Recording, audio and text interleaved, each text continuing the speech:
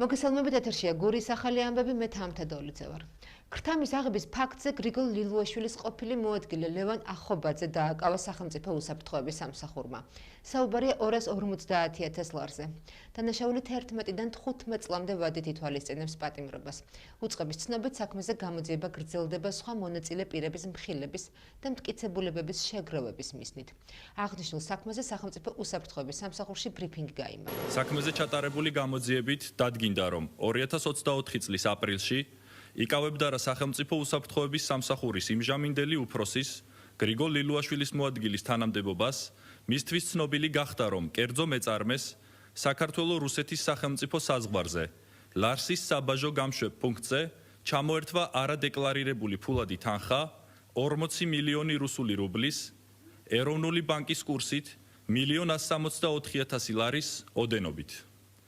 მოლაპარაკებების შედეგად კანონით გათვალისწინებული 10%-იანი ჯარიმის გადახდის გზით მეწარმემ 2024 წლის 30 აპრილს ლარსის საბაჟო გამშვებ პუნქტზე დაიბრუნა ჩამორთმეული ფულადი თანხა, რის შემდეგაც ლევან ახობაძე შუამავლების მეშვეობით კვლავ დაუკავშირდა მას და დახმარების სანაცვლოდ ქრთამის სახით 500,000 ლარის გადახდა მოსთხოვა.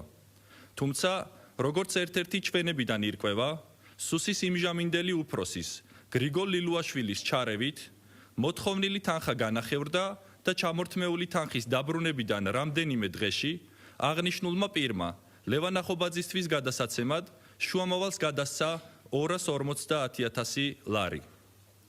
ასევე დადგენილია, რომ ქრთამის სახით გადახდილი თანხა იმავე დღეს სახელმწიფო უსაფრთხოების სამსახურის უფროსის იმჟამინდელ მოადგილეს მისსავე სამუშაო ოთახში გადაეცა. 26 მაისისთვის მზადება გრძელდება. დამოუკიდებლობის დღის აღსანიშნავად თავისუფლების მოედანზე წვევამდელები ფიცს დადებენ. წარმოდგენილი იქნება სამხედრო ტექნიკა და შეიარაღება. დაგეგმილია ღონისძიებები ქვეყნის მასშტაბით. 13 რეგიონში ახალ წვეულები დადებენ ფიცს, მათ შორის თავისუფლების მოედანზე აქ 21 ქალაქში იქნება სამხედრო ტექნიკისა და შეიარაღების გამოფენა და საზოგადოებას ექნება საშუალება მთელი დღის განმავლობაში 26-ში ნახონ ტექნიკა, გადაიღონ სურათები, გაეცნონ ტექნიკას და შეიარაღებას, გაეცნონ თავდაცვალების შესახებ ყველანაირ ინფორმაციას. რაც შეეხება თვითონ 26 მაისს, ის იქნება გრანდიოზულად ჩატარებული აქ, თავდაცვალების მთლიანი პირადი შემადგენლობა იქნება ჩართული მასში. ის განსაკუთრებულად მნიშვნელოვანია მთელი ქვეყნისათვის, მაგრამ განსაკუთრებით ასევე ჩვენთვის. 26 მაისი განსაკუთრებული დღეა საქართველოს თითოეული მოქალაქისათვის, მინდა მოგილოცოთ წინასწარ აღნიშნული დღე. განსაკუთრებული მნიშვნელოვანი დღე არის იმ ახალ წვეულებისათვის, ვინც დღეს 26 მაისს დადებს ფიცს ღვთისა და ერის წინაშე და ჩადგება სამშობლოს სამსახურში. ეს არის განსაკუთრებული დღე თითოეული მოქალაქისათვის და მათთვის ეს იქნება დაუვიწყარი. წელს განსაკუთრებული ფიცის დადება გვექნება, ვინაიდან ქართლის მოქცევის, ქრისტიანობის, ქრისტიანობის სახელმწიფოებრივ რელიგიად გამოცხადების 1700 წლის თავს ეძღვნება მთელი საზეიმო ღონისძიება.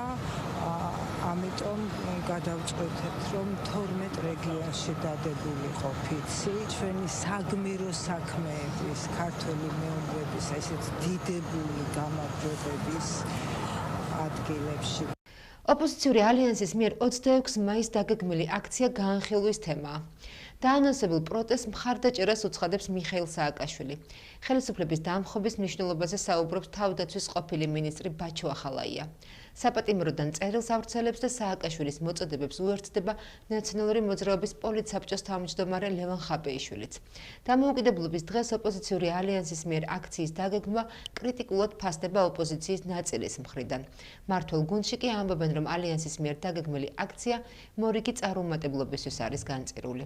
მიხეილ სააკაშვილის განცხადებაში არაფერი განსაკუთრებული არ ყოფილა, რასაც აქამდე არავინ არ იძახდა თქვათ ან არ იძახის, ეხლა ჩვენი ქვეყნისთვის ბრძოლა არის აუცილებელი და არ უნდა დავუხილოთ უკან ამ ბრძოლაში, ამაზე საუბარი და არ ვიცი ეხლა მოეძებთ კატას ბნელ ოთახში, ხო? საუბარი არის იმაზე, რომ არ უნდა დავუხილოთ უკან, არ უნდა შევეპოვოთ რეპრესიებს, არ უნდა შევეპოვოთ აი ზონდერებს და უნდა ვიბრძოლოთ ბოლომდე ჩვენი ქვეყნის თავისუფლებისთვის. ეს არის ის, რაც ყოველერთიანებს და ეხლა საქართველოს დროშის გარშემო უნდა ვერთიანდებოდა, აბა ეს გარშემო უნდა ვერთიანდებოდა. ამას უყურებთ ჩვენ უკვე 14 წელია, რომ არ გვასვენებენ გარედან, სააკაშვილი ამის კარგი მაგალითი, არ გვასვენებენ გარედან და უნდათ ამ ქვეყნის ამოტრიალება და ნაციონალური მოძრაობის იდეოლოგიის დაბრუნება. მარიონეტები უნდათ ხელისუფლებაში. ჩვენი მთელი ბრძოლა დამოუკიდებლობისთვის, რაც ასწლეულები ქონია, დავასრულოთ ასე არასახელოვნად. ეს არის სწორედ რისკიანაც გვიბიძღებენ, რომ არასახელოვანი წევრობა გქონდეს ევროკავშირში. ვინც დააპირა დამხობა, ხედავთ, რომ თავად დაიმხნენ საჯარო ახსოვლების დაწესებულებაში. ასე რომ მე მგონი ეს ერთადერთი პერსპექტივა, რაც ნებისმიერ ასეთ ცდელობას აქვს, არის ის, რომ ყველა ვინც საქართველოს წინააღმდეგ გაიბრძოლებს, ყველა აღმოჩნდება პენიტენციურ დაწესებულებაში. საპატრიარქოს რეზიდენციასთან მომხდარი ხულიგნების და ნივთის დაზიანების ფაქტზე დაკავებულ პირს პროკურატურამ ბრალი ოფიციალურად წარუდგინა. გამოძიების ინფორმაციით 20 მაისს ბრალდებული რელიგიური შეუწყნარებლობის მოტივით ავტომანქანით შეიჭრა საპატრიარქოს რეზიდენციის ტერიტორიაზე, სადაც დააზიანა შლაგბაუმი, შესასვლელი კარი და ეზოში მდგომი ავტომანქანა. ავტომანქანის დაზიანების შემდგომ იგი ეზოში მყოფ პირებს ემუქრებოდა. გამოხატავდა საზოგადოებისადმი აშკარა უპატივცემულობას და არღვევდა საზოგადოებრივ წესრიგს. ბრალდებულის ქმედებების შედეგად დაზარალებულებს 9350 ლარის ოდენობის მატერიალური ზიანი მიადგათ. სასჯელი 7 წლამდე თავისუფლების აღკვეთას ითვალისწინებს. შინაგან საქმეთა სამინისტროს თბილისის პოლიციის თანამშრომლებმა განსაკუთრებით დიდი ოდენობით ნარკოტიკული საშუალების უკანონო შეძენა, შენახვისა და რეალიზაციის ხელშეწყობის ბრალდებით უცხო ქვეყნის მოქალაქე დააკავეს. სამართალდამცველებმა ბრალდებულის პირადი და საცხოვრებელი სახლის ჩხრეკისას სარეალიზაციოდ გამზადებული 23 შეკვრად დაფასოებული განსაკუთრებით დიდი ოდენობით ნარკოტიკული საშუალება მეტადონი ნივთმტკიცება დამოიღეს. ბრალი 20 წლამდე ან უვადოდ თავისუფლების აღკვეთას ითვალისწინებს. შინაგან საქმეთა სამინისტროს კახეთის პოლიციის თანამშრომლებმა ჯანმრთელობის განზრახ მძიმე დაზიანების ბრალდებით წარსულში ნასამართლები პირი დააკავეს. გამოძიებით დაადგინდა, რომ ბრალდებულმა სიღნაღის მუნიციპალიტეტის ერთ-ერთ სოფელში ურთიერთშელაპარაკების ნიადაგზე ფიზიკურად იძალა მამაკაცზე. დაშავებული მამაკაცი სამედიცინო დახმარების გაწევის მიზნით კლინიკაში გადაიყვანეს. სამართალდამცველებმა პირი ბრალდებულის სახით ცხელკვალზე დააკავეს. გამოძიება სისხლის სამართლის კოდექსის 117 მუხლით მიმდინარეობს, რაც 7 წლამდე ვადით თავისუფლების აღკვეთას ითვალისწინებს. ოზურგეთის დრამატულ თეატრში ქართული ენის დღესთან დაკავშირებული ღონისძიება გაიმართა, რომელშიც 42 საჯარო სკოლა იღებდა მონაწილეობას. საღამო ოზურგეთის მუნიციპალიტეტის საგანმანათლებლო რესურს ცენტრის მიერ იყო ორგანიზებული. თუმცა ღმერთს უკვე გადაეწყვიტა განკითხვის ენად ქართულის გამოცხადება. ლაზარე გამოვედ გარე. ბიბლიური სახელწოდებით და დიდი პასუხისმგებლობით გუშინ ოზურგეთის საჯარო და სამრევლო სკოლის მოსწავლეებმა ქართულ ენას გამორჩეული დღე მიუძღვნეს. ახალგაზრდებმა ეპოქისა და მნიშვნელოვანი ისტორიული ქარტეხილების ფონზე ფარნავაზიდან დღემდე დამსწრეთ ქართული ენის უნიკალურობასა და სიდიადეზე მოუთხრეს. საღამო დედაენის ჰიმნი დაიწყო, რომელსაც კამერული, ფოლკლორული და საბავშვო ფოლკლორული ანსამბლი ერთად ასრულებდა. აკადემიურ და შინაარსით დატვირთულ საღამოს სენტიმენტებსა და ხასიათს ქორეოგრაფიული და მუსიკალური ნომრები სცემდა. ლიტერატურული კომპოზიციის ლაზარე გამოვედ გარეთ იდეის ავტორი და ორგანიზატორი საგანმანათლებლო რესურს ცენტრი და მისი ხელმძღვანელი ლალი სიჭინავა გახდათ. მაშინ მუნიციპალიტეტის 44 საჯარო და სამრევლო სკოლის მოსწავლე, ასევე ფოლკლორული, აკადემიური და ქორეოგრაფიული ანსამბლები, საბავშვო მუსიკალური სტუდიები და ინდივიდუალური შემსრულებლები იღებდნენ მონაწილეობას. დედაენის დღისადმი მიძღვნილ ღონისძიებას განათლებისა და მეცნიერების მინისტრის მოადგილე, სამხარეო და ადგილობრივი ხელისუფლების, ასევე განათლების სფეროს წარმომადგენლები ესწრებოდნენ. ღონისძიების კულმინაცია მრავალჟამიერი იყო, რომელიც ქართული ენისადმი სამადლობეს ნიშნავდა. დღეს მე გავიცანი ახალგაზრდები, გავიცანი ოჯახები, მშობლები, სკოლები, მასწავლებლები და ნახე მათი შესაძლებლობები და მართლა აფრთოვანებული ვარ და ძალიან მიხარია და მივდივარ მშვიდი გულით, იმიტომ რომ მე ამაყება, რომ დღეს ესეთი ახალგაზრდები მყავს, რომლებსაც ესე გააზრებული აქვს ქართული ენის სპასი, სამშობლოს სპასი, პატრიოტიზმი და ამას ატარებენ სიამაყედ. ამიტომ ამიტომ მე ვლოცავ დღევანდელი ღონისძიების ორგანიზატორებს ქალბატონ ალის რესურსებს სკოლებს, იმიტომ რომ მართლა ძალიან წარმატებული ღონისძიებაა. ღონისძიება, რომელიც საგანმანათლებლო რესურს ცენტრის ორგანიზებითა და ოზურგეთის მუნიციპალიტეტის მერის ფინანსური მხარდაჭერით განხორციელდა, ეძღვნებოდა ქართული ენის დაცვას, პოპულარიზაციას. თუმცა დღეს აქ კარგად დავინახეთ, რომ ნამდვილად არ გვაქვს დასაცავი, უბრალოდ პოპულარიზაცია გაუწიოთ, იმიტომ რომ ეს თაობა არაჩვეულებრივი არის იმისთვის, რომ ქართული ენა ასე ლამაზად აამეტყველოს, ააჟღეროს და არას ეტყვის ალბათ იმ გამოწვევებს, რაც ქართულ ენას აქვს წინ. მე უღმეს მადლობას ვეტყვი ყველა მონაწილეს, ესეთი აღელვებული ვიყავი, შეიძლება ვერ ვთქვი თითეული მათგანი და აწი გადავხდი ამ მადლობებს, იმიტომ რომ ეს არ არის ერთი ადამიანის შემოქმედება მხოლოდ, აქ არის საკმაოდ დიდი გუნდი, რომელიც ამაზე უმუშაობდით და თითოეულ მათგანს მე უღმეს მადლობას ვეტყვი. ჩემთვის როგორც ახალგაზრდასთვის ძალიან მნიშვნელოვანია, რომ ეს ქართული ღირებულებები და კულტურა ყველანაირად იყოს რაღაცნაირად გაგრძელებული და მოკლედ არ ჩაკვდეს და სულისკვეთება ჩვენში ყოველთვის იარსებოს და მე ძალიან ბედნიერი ვიყავ, როდესაც დამირეკეს და ასეთი რაღაცა შემატყობინეს, რომ მოკლედ იგეგმება ასეთი არაჩვეულებრივი დღესასწაული და მთელი განწყობი და მონდომები და შემართებით ჩავერთვა და უმრავლესი მადლობა მინდა გადავუხადო ოზურგეთის რესურს ცენტრს, კონკრეტულად ლალის ეჭინავას, ოზურგეთის მერიას, ამ არაჩვეულებრივ ხალხს, სხვადასხვა სტუდიებს, მომღერლებს, მოცეკვავებს, უმრავლესი მადლობა, რომ შეგვქონეთ ასეთი არაჩვეულებრივი დღე. ოზურგეთის ნომერ მეორე საჯარო სკოლის მე-12 კლასელებმა სკოლის დასრულება ოზურგეთის დრამატულ თეატრში საინტერესო და მრავალფეროვანი ღონისძიებით აღნიშნეს.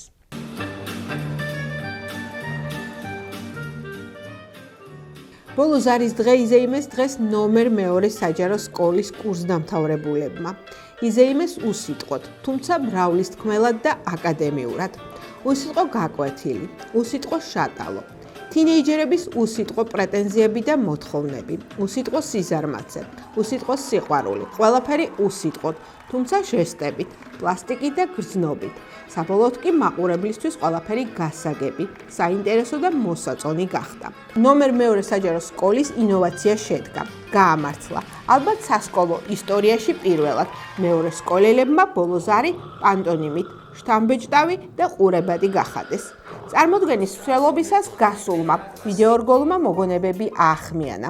სკოლის წლების ყველაზე ტკბილი და დაუვიწყარი. მე-12 კლასელების საფინალო გამოხედვამ და თვალზე ცრემლმა კი ემოციები დარბაზსაც გადასდო.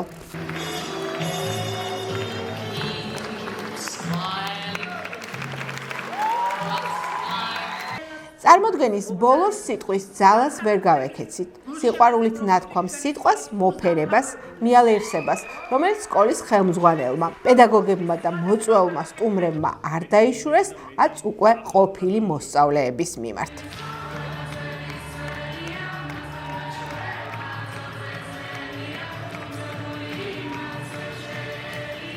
დღევანდელი დღე იყო სრული საოცრება, იქიდან გამომდინარე, რომ ყველა ჩვენგანი ძალიან მონდომებული იყო თვითონ პროცესში და ნამდვილად შევძელით, რომ უსიტყვოდ გვეთქვა ჩვენი სათქმელი.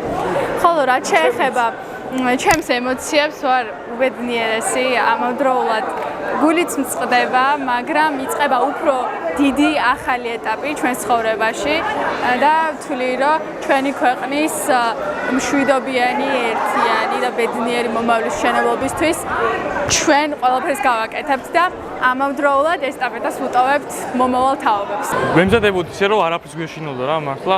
აი ყველაფერს მზად ვიყავით, მაგრამ აი სანამ დაიწყებოდა 5 წუთით ადრე აი თავი დატრიალა და ყველაფერი დატრიალა და როგორც კი გამოვიდი სცენაზე დაიწყო ყველაფერი მომეხსნა და ანთავისუფლად ვიყავი და მე მგონი აი გამოვიდა რა.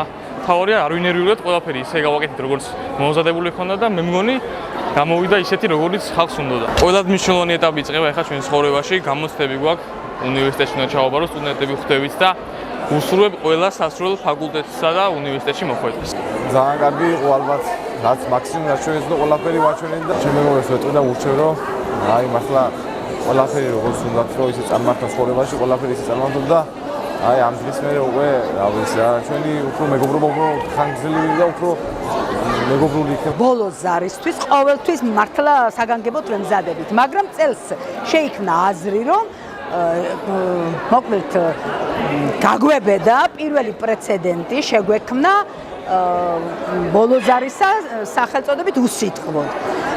ჩემმა მართლა მრავლის მთქმელმა და ძალიან ნიჭიერმა ბავშვებმა შეძლეს ეს, გამოვიდა დღევანდელი დღე შესანიშნავი, ვილოცავ მათ მე ამ ღირსეულ დღეს ახალი ისტორიის გაგრძელებას, ვუსურვებ რომ უდრამ ნათელი და ნათელი გზებით ევლენ, წარმატებები ქონოდნენ და წინ ძალიან ცხელი ზაფხული ელოდებოდა, დარწმუნებულები ვარ, იქაც ძალიან კარგი შედეგები დაასრულებენ ეროვნულ გამოცდებს. მე-12 კლასელებს ვილოცავ სკოლის დასრულებას.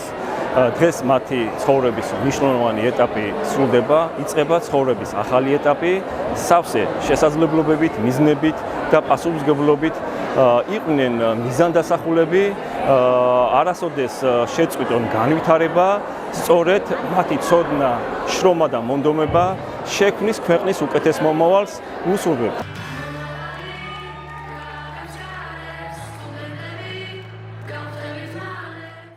ახლა კი ჩვენს ეთერში ამინდის პროგნოზის დროა. ხვალისთვის ოზურგეთში 22 გრადუსია გამოცხადებული.